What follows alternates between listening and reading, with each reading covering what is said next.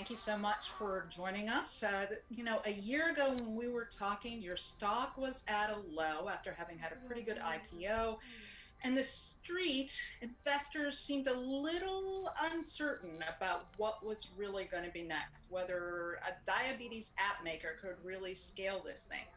Here we are a year later, and boy, has the situation changed. Do you think you could say you really saw this coming?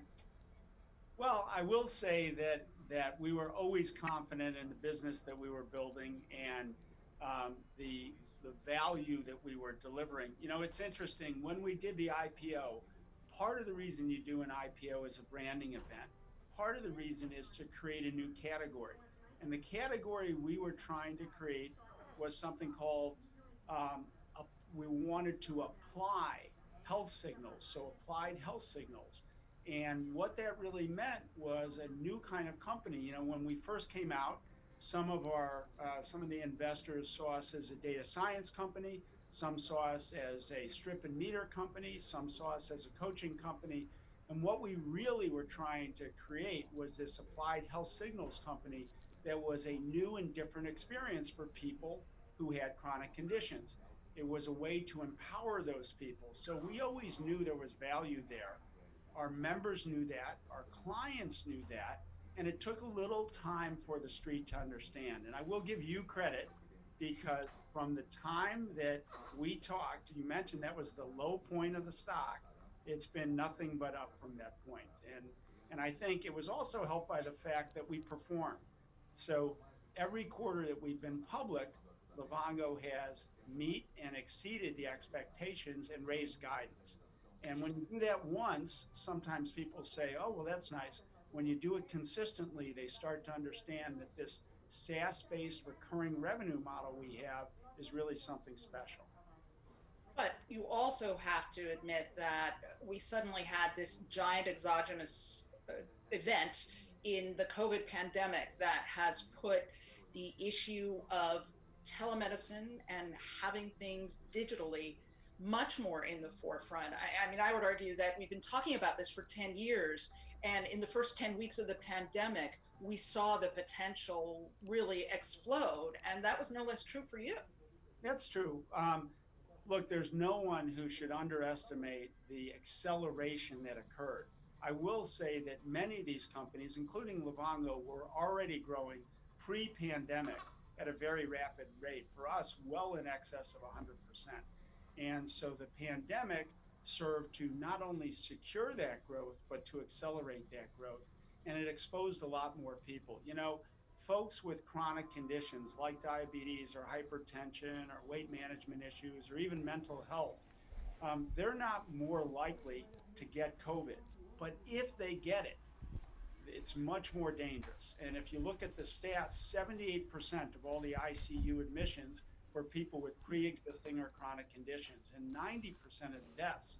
So our ability to provide them digital health at home, essentially really introducing most people for the first time to this virtual consumer directed care, that was really reassuring. It was a way to keep them safe at home and out of harm's way. And so it was clearly an accelerator. I think for the whole industry, it propelled us about 5 years. And that's especially true for telehealth because the rates of telehealth were 3 to 8% adoption, 3 to 5% in some cases.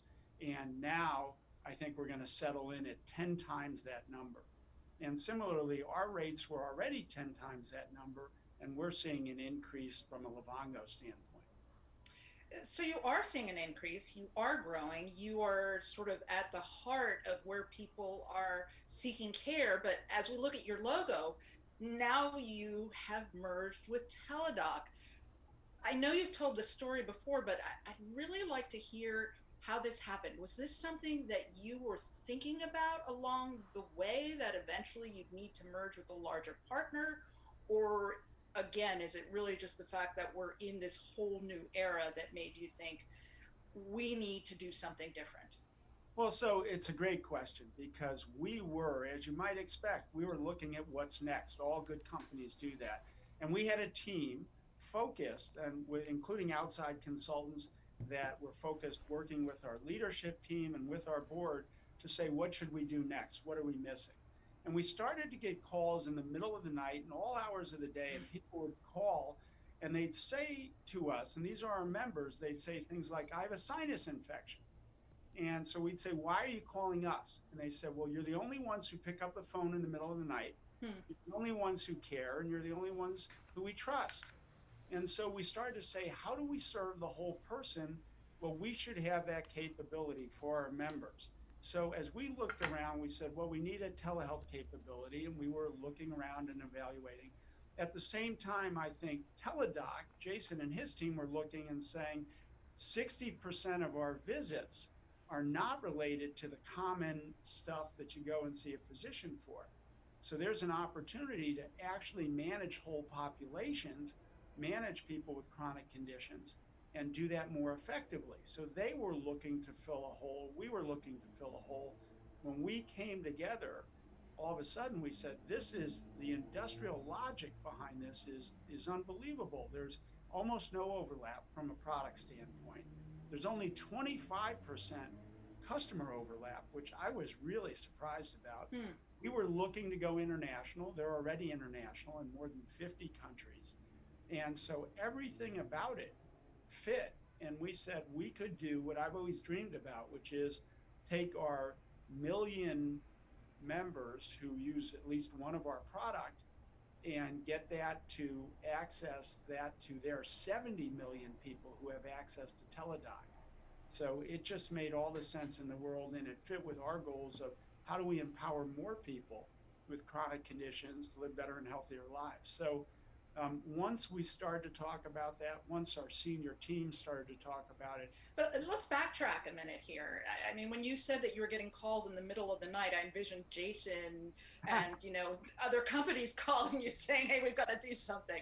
So I imagine the courtship was not quite that hot. But who approached whom, and how do you consummate a deal in the middle of disruption of travel and the ability to meet face to face being so difficult? Well, first of all, there were some late night calls that happened, as you might expect. And consummating this, one, we had to find, because we did have a few socially distanced meetings face to face, and we had to Hmm. find places to meet because we had people from California and people from Illinois and people from New York all coming together in very small groups. But we did that. And so, one, we had to find a place to meet where we could all meet all the appropriate regulations. And so we had a few meetings like that. Did you And take private jets to get there? we, Or did we you did, drive? we did. There was some of all of the above, depending on where people were coming from. And, but we were able to get, a few folks together, and I'm talking about a handful of folks, a lot of Zoom, a lot of, Hmm. conversations, but it went very quickly because, again, the industrial logic was so compelling to say, just, it's rare that you find no overlap. It's rare that you find in terms of product. It's rare that you find so little customer overlap. Because you think about it and you'd say, well, you would think that customers who are using um, telemedicine, telehealth would also be using, our chronic condition management services. And yet this is such a big market that Hmm. we all saw the ability to cross sell. And the minute we signed the agreement, we did cross selling licenses so our teams could begin to each sell each other's products because we knew that the clients were asking for this. They said, we want a one stop shop where we can, all of our members, all the people we serve, where they can go to one place and handle all of their healthcare virtually. And if you think about what we have today, it goes from, the hospital, which is One Touch, that Jason had acquired and Teladoc had acquired, and then it moves virtually. It goes all the way across the spectrum, all the way home. And that's what everyone has wanted. And again, it's a full behavioral health offering as well. So I think Now, from that perspective, you know, this solves this problem. And we were able to create, with one merger, instead of him acquiring, and we said to each other, we laughed, we said, we will either be the two biggest competitors in the world, Hmm. or we'll be the best partners in the world. And we chose to partner. Obviously, you're not alone, and you've got Amwell. They are looking to build some of the same thing, and there's Doctor On Demand, MT Live, a lot of these other players, and a lot of them have a lot of the same pieces and have the same ambitions. Um, in many respects, you are probably going to be the first mover. But what are you finding when you approach people? Are they coming first for the chronic conditions, or under the circumstances and because of the fact that it is so underserved, is mental health the gateway that brings people into your system?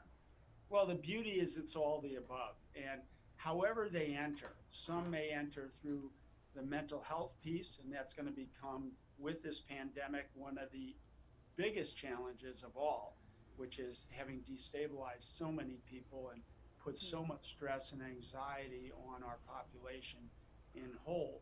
But people with chronic conditions, those aren't going away, and those are international. And telehealth is going to grow. And you mentioned some competitors, and there's going to be competitors. Of course, there are. This is such an enormous market. And we're excited about the fact that people will start to say, not should I do telehealth, but which one should I do?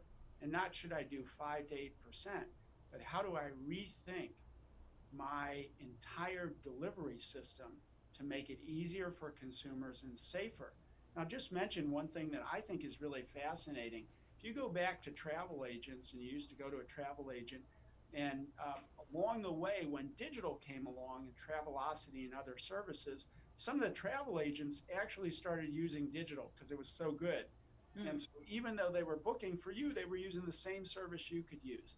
If you fast forward to what we're creating, this consumer directed virtual care, a teledoc, a doctor using Teladoc, will now look at a screen, and she'll be able to look. And if you're wearing a CGM, she might say, Bertha, I can see your blood sugar is this. I can see your blood pressure is that.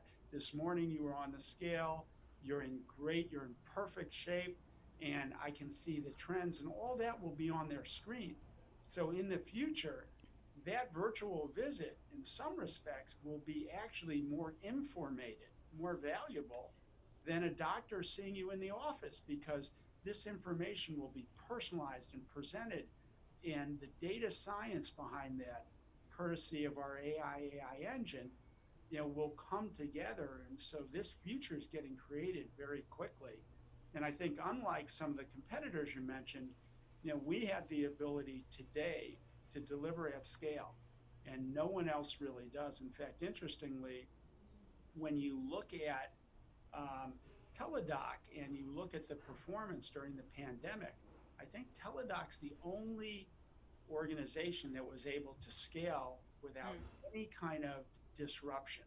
And that was pretty impressive given the volumes that they were handling. And, I have to give credit to Jason and their entire team, because they have an infrastructure that is unlike anything, and a flexibility. And they did that not just in the US, but internationally. So, we were able to get very comfortable that they were the right partner for us.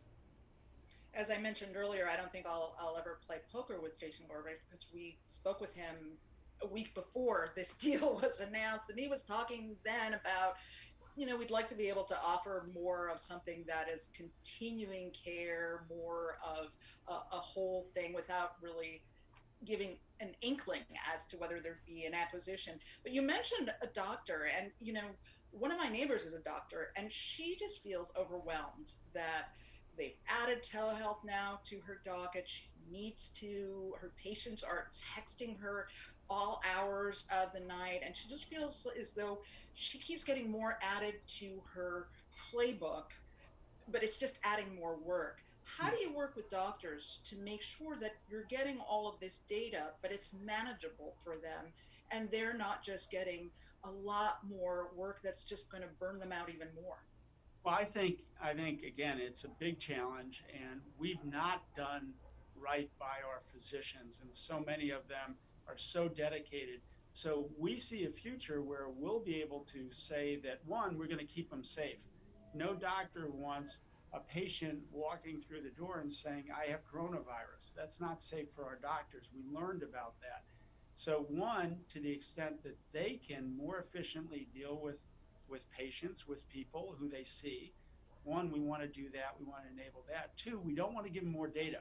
We want to give them better information right while I'm talking to you. If I can see the right information personalized to you on the screen, rather than sorting through an electronic health record or even Right. paper-based files, you know, Basically, give them the signal in the noise. exactly. And that's this whole idea of applied health signals. Perfect. Thank you. Um, that's what we want to do and use some data science to say, oh, and by the way, remind Bertha about this and remind her about what's upcoming. And here's her medications. That will also be listed on the screen. And it doesn't look like she's taking this. So all that will be on the screen and will make their lives easier so they can focus on the right people and with the right information. And that's the goal. Are And you there now? Do you feel? Where are you on that? On what inning are we in when we talk I, to AI being able to do this for doctors? well, I think what this merger does is it allows us to go from maybe the second inning, which is, and I look at that not only for doctors, but for all of us health consumers, where if I wanted to get something, I have to go to three doctors and two coaches and five devices and, versus this will allow us, and I don't want to give a time frame because I'll get in trouble. And Jason and his team have to help deliver this along with a big assist from our team in this new merged company.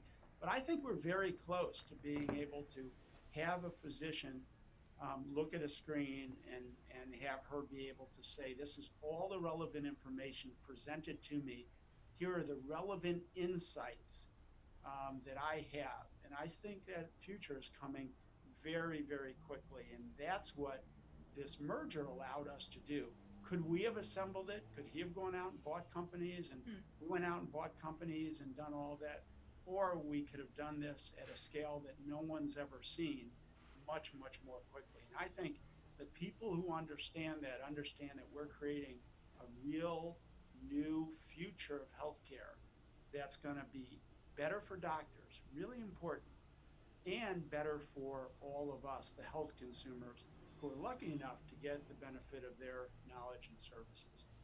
If you were building Livongo right now, or you were on your own, what path would you look at? Because there's a lot of health insurers sending money. I've seen a lot of C rounds that are pretty big, Mm-hmm. with health insurers and VCs piling in, and a lot of these companies are trying to cash in right now and trying to scale, but it seems as though the competition is getting more difficult for these companies to scale. Or is there a lot of room for everyone? Well, first of all, this is the largest industry in the world, healthcare, and it's a problem that, in essence, we can't solve. And what do I mean by that? Well, the longer we keep people alive and healthy, the more stuff, the more new hips they need, and the more new this and that they need. So, healthcare will be with us. We're going to invest more and more. What we want to make sure is those investments are high quality, most efficiently delivered, and that's what we haven't done. So we're going to do that. I'm not worried about competition as much as we're going to collectively focus on how do we build a better experience for the member. And we see healthcare as being much and much more consumer directed. Consumers are going to take charge of their healthcare more and more all around the world, and we're going to empower them with information, and we're going to make it available. You talked about your neighbor and saying, I'm getting text all hours. We can manage that. No one should work, all hours, 24 hours a day. So, what we have to do is to say, I'm available these hours, but if not, come to me, and Right, you'll and be have a backup. directed to someone, another physician who sees all of your information seamlessly, who's available.